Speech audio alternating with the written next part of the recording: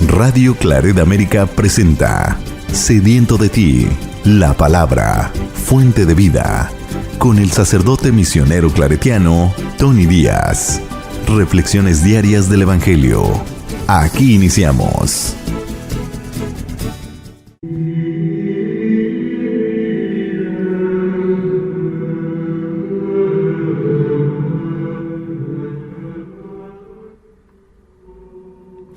Bienvenidos, hermanos, a nuestras reflexiones del Evangelio del día. Hoy es viernes de la 17ª semana del tiempo ordinario. Viernes de la 17ª semana del tiempo ordinario. El Evangelio de hoy viene de Mateos, capítulo 13, versículos 54 al 58. En aquel tiempo Jesús llegó a su tierra y se puso a enseñar a la gente en la sinagoga. De tal forma que todos estaban asombrados y se preguntaban, ¿de dónde ha sacado esa sabiduría y esos poderes milagrosos? ¿Acaso no es el hijo del carpintero? ¿No se llama María su madre, y no son sus hermanos Santiago, José, Simón y Judas? ¿Qué no viven entre nosotros todas sus hermanas? ¿De dónde pues ha sacado todas estas cosas?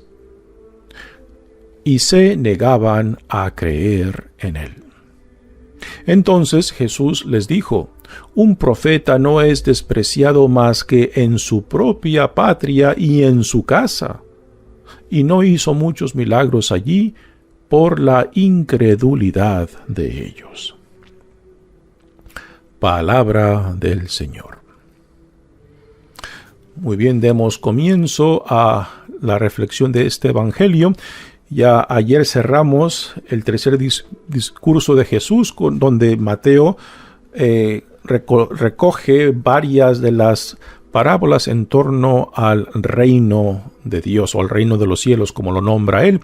Y aquí, y esa sección cerró con Jesús yéndose de esa área o de esa región para irse ¿a dónde? A su pueblo de Nazaret. Esta escena de Jesús en la sinagoga de Nazaret la encontramos, por ejemplo, en Lucas al principio de su ministerio público. Cuando Jesús en Lucas regresa de su experiencia de 40 días en el desierto después de su bautismo, se va a su pueblo y ahí es rechazado por su propia gente. Y aquí Mateos ha puesto esta escena de Jesús en la sinagoga de su pueblo de Nazaret mucho más tarde en su ministerio público, o sea, en su experiencia como predicador ambulante. Jesús, como es de costumbre, como buen judío, va a la sinagoga del pueblo. ¿Por qué Jesús se va? No solamente aquí hace referencia a esto, sino también en otras visitas a otros pueblos donde habían sinagogas. ¿Por qué se va Jesús a la sinagoga? Porque en la sinagoga ya encuentra, como buen judío, pues un grupo que lo va a recibir, que era tradición, no sé si hoy en día siga siendo tradición, de que cuando un visitante llega a una sinagoga que no es la suya, pues si le reconocen que es visitante, pues lo invitan a compartir a la lectura y quizás alguna palabra de reflexión sobre la lectura, ¿no? Y aquí Jesús pues aprovechaba esa experiencia de la comunidad judía en las sinagogas de que como visitante se le invitara a leer la parte de la Sagrada Escritura que se había escogido y después dar alguna palabra pues de ya sea de interpretación o de reflexión. Y por eso Jesús muy probablemente se dirigía a las sinagogas. Esto también lo hará Pablo cuando él lleva a cabo las 3 misiones de evangelización hacia el norte de Jerusalén. En los pueblos donde existían sinagogas, se dirigía directamente a las sinagogas porque ya tenía una audiencia preparada y dispuesta para que lo escuchara como buen judío. Y Pablo, pues, era fariseo.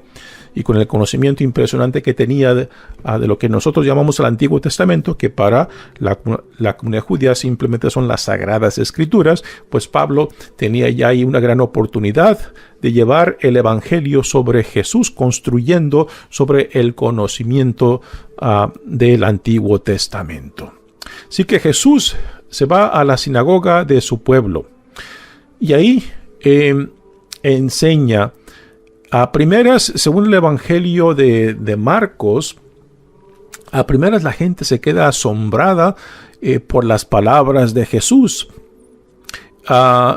y también por lo que han escuchado acerca de los milagros que él ha hecho, ¿no? Aquí Mateo le ha quitado mucho detalle de esa primera impresión que sus paisanos tienen de él, de su palabra y de lo que han escuchado acerca de sus milagros, ¿no? Y están desconcertados porque piensan que lo conocen, ¿no? Dice el Evangelio de aquí de Mateo.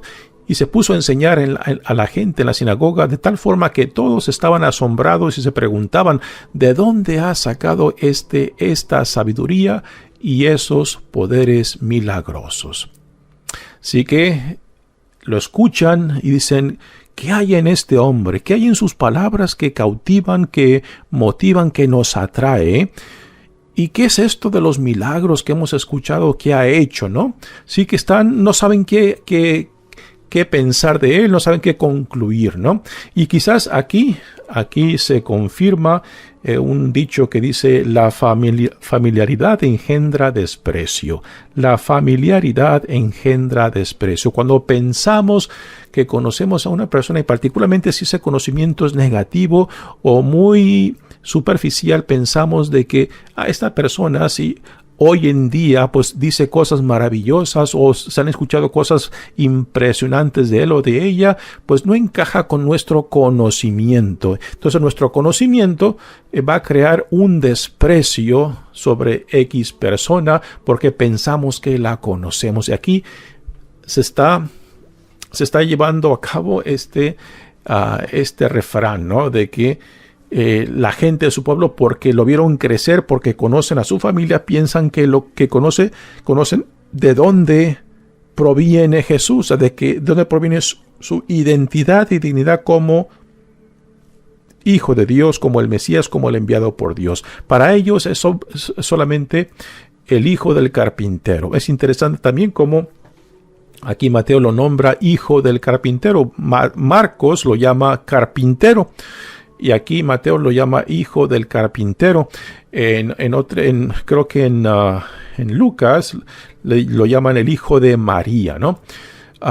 Y es curioso de que no lo llaman Jesús Bar José, que es la forma formal de cómo los hijos eran nombrados con el nombre del padre. Por ejemplo, cuando escuchamos leemos el nombre de Bartimeo, ahí tenemos el nombre del ciego, Bartimeo, que significa hijo de Timeo. Así que y esa era la forma tradicional de nombrar a los hijos, según el nombre del padre. Así que aquí hubiéramos esperado que le dijeran Bar José, Jesús Bar José, Jesús hijo de José, pero no es eso, porque sabemos de que, y los evangelios tienen esto clarísimo, que el nacimiento de Jesús es un nacimiento virginal, inspirados y llevado a cabo por la intervención divina de Dios. Por eso los evangelios no hacen una conexión directa de la paternidad de José con Jesús. Y los evangelios tienen clarísimo que el nacimiento de Jesús es virginal, ¿no? Sí, que por eso simplemente lo llama aquí Mateo Jesús, el hijo del carpintero. Y después dice, ¿acaso no es este el hijo del carpintero? ¿No se llama María su madre? ¿Y no son sus hermanos Santiago, José, Simón y Judas? ¿Y qué no viven entre nosotros todas sus hermanas? Así que la gente es incrédula porque piensan que conocen a Jesús porque conocen a la familia. Y nuevamente aquí el proverbio, la familiaridad engendra desprecio. piensan que lo conocen, pero no tienen ninguna idea de dónde proviene ni la autoridad ni el poder de Jesús. ¿Quién de nosotros no hemos visto manifestado esto, no?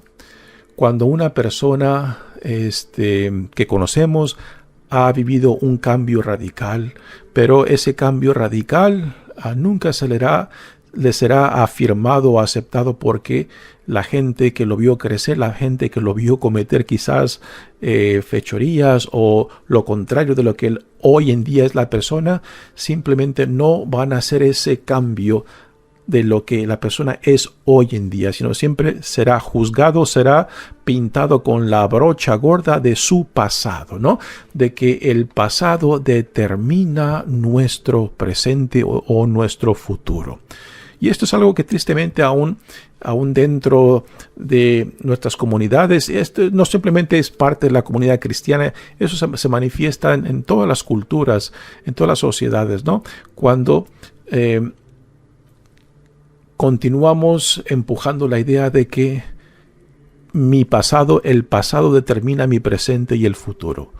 Cuando no se toma en consideración los cambios, las transformaciones que por la gracia de Dios se llevan a cabo, pero que la gente que nos conoce, la gente que nos vio crecer, pues simplemente no nos van a aceptar porque está. ¿Qué va a cambiar esta persona? ¿O qué va a ser diferente si lo vimos cómo creció entre nosotros, lo vimos lo que era, lo vimos lo que hacía, ¿no? Que no me vengas con cuentos de que es una persona diferente, ¿no? Pues podemos utilizar esa experiencia que para la mayoría de nosotros es común en cómo juzgamos a la gente según nuestro conocimiento cuando no tenemos idea de lo que esa persona es hoy en día o lo que será para el futuro con la gracia de Dios. ¿Qué no viven entre nosotros todas sus hermanas? ¿De dónde pues ha sacado estas cosas? Y se negaban a creer en él.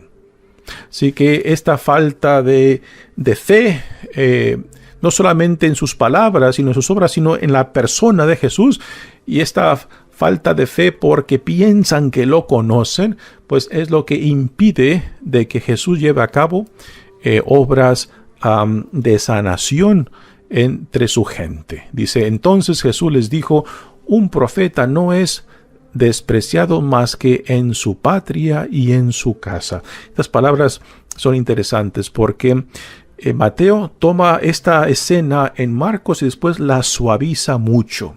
¿Por qué digo eso que la suaviza mucho? Porque en Marcos esta escena del rechazo de Jesús, tanto por sus compatriotas o su gente de su pueblo como de su casa, o sea, de su familia, en Marcos las tenemos mucho más fuertes. Y solamente lea el capítulo 3 en Marcos para darse cuenta cuando van en busca de Jesús porque piensan que se ha vuelto loco.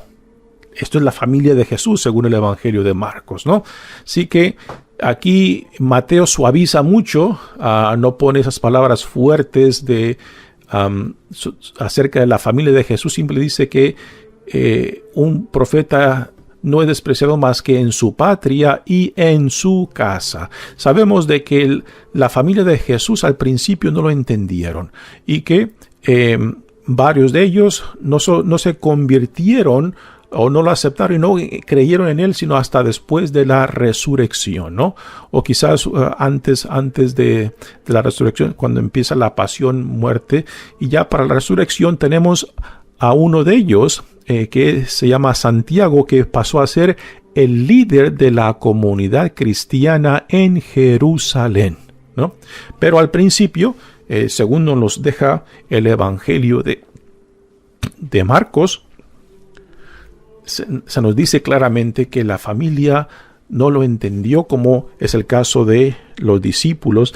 En el Evangelio de Marcos, tanto la familia como la gente en torno a Jesús, la gente que lo sigue, y los discípulos mismos no entienden a Jesús. Y hay esta imagen muy fuerte y negativa, podemos decir, de toda la gente en torno a Jesús, incluyendo su familia, incluyendo sus discípulos y la multitud que lo sigue, que no lo entienden, no lo aceptan y a últimas muchos lo rechazarán, ¿no? Pero que después, en la resurrección, sabemos claramente que su familia, y entre ellos aquí está uno de ellos, Santiago, que pasa a ser uno de los líderes de la comunidad cristiana en Jerusalén. Sí que Jesús no pudo hacer mucho, o sea, no hizo muchos milagros allí por la incredulidad de ellos, ¿no? Impresionantemente, esa mala idea de que lo conocían impidió de que ellos se abrieran a la buena nueva, a lo que Dios en Jesucristo y por medio de Jesucristo estaba haciendo entre ellos. Y fue esta incredulidad que los privó de recibir la buena nueva de Dios en Jesucristo.